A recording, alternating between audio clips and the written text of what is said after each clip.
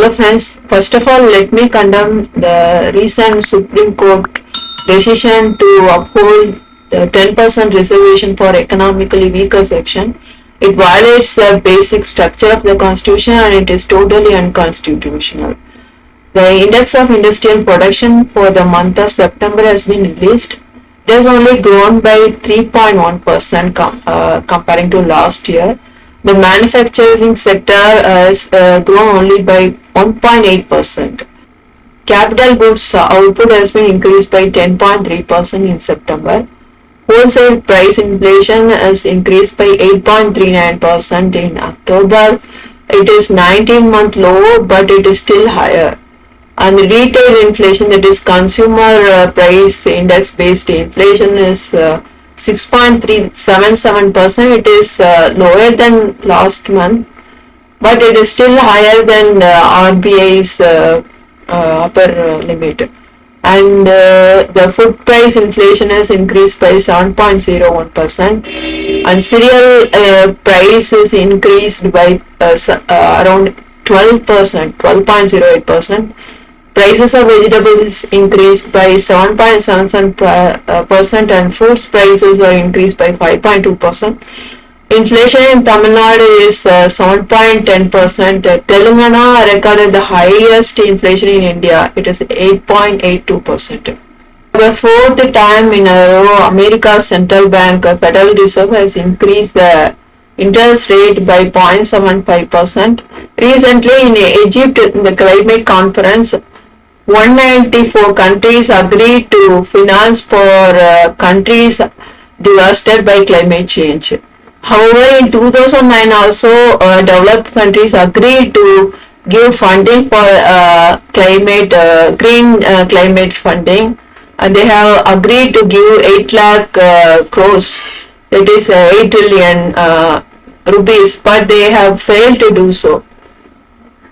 Despite huge opposition, the genetically modified mustard is sown in 6 field trial plots, and it could reach the farmers in 2 to 3 years. The corporate tax collection for the second quarter of this financial year is reduced by 15% comparing to last year. Union Minister Piyush Goyal asked the exporters to make price adjustment to retain market share. That means he asked them to reduce the prices of their exporting products. And the chairman of the Economic Advisory Council to the PM, Vivek Debray, recently pitched for a single GST rate. Now we have 4 GST slabs. He suggests differential rating only for the direct tax, not for the indirect tax. The problem is we don't have a progressive tax structure yet. Major part of the revenue of the central government comes from indirect tax. That means it is collected from the pockets of poor people, not from the rich. So a single GST rate will further increase the indirect tax collected from the poor people and it is going to affect them. So it is not a good suggestion. Former RBI governor asked the RBI to cut inflation to 6%, then think about curbing the rate hike pace. That means he asked the RBI to continuously increase the repo rate until the inflation comes down to 6%. But this is going to squeeze out the demand of the majority of the people. Now the inflation comes because of the supply side disruption. But if you increase the interest rate again and again, it is going to affect the common people.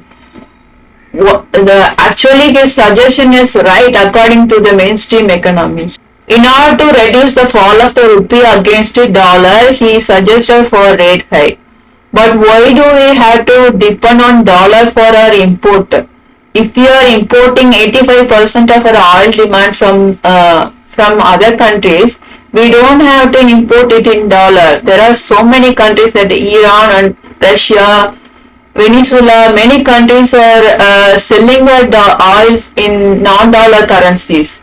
If we choose such option, we don't have to worry much about going in the direction of the Federal Reserve and increasing the repo rate again and again.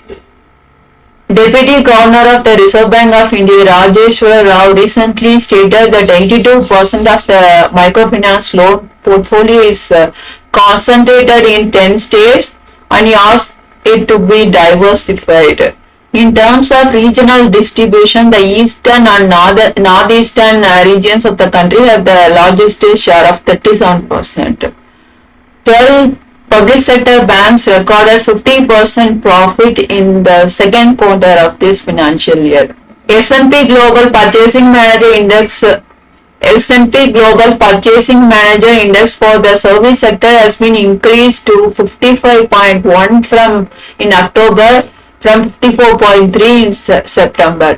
And in the manufacturing sector, the PMI has been increased to 55.3 in October from 55.1 last month. According to US News and World Report, out of 85 nations, India is in the 31st position in terms of cheapest manufacturing and best countries ranking.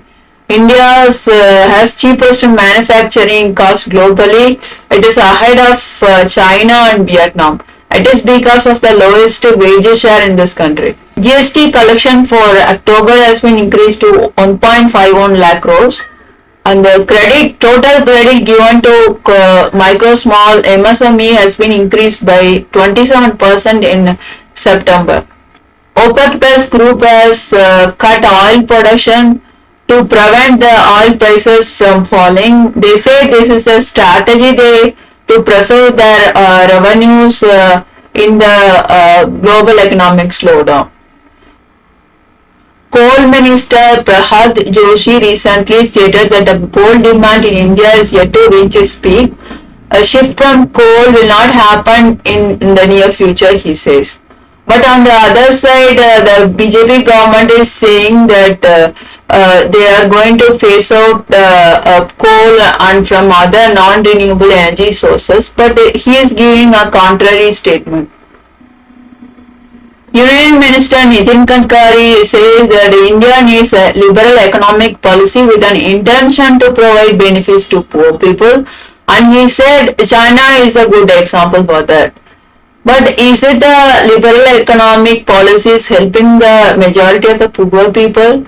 Not at all, but it is a wrong example. China helps its people not because of its liberal economic policy, but because of its huge public sector investment. But the liberal economic policies never benefited the poor people. That is the truth. According to Nielsen IQ survey, FMCG sector sales volume in the rural sector has been declined by 3.6%, that is contraction. And in the urban sector, it's shown a growth of 1.2%.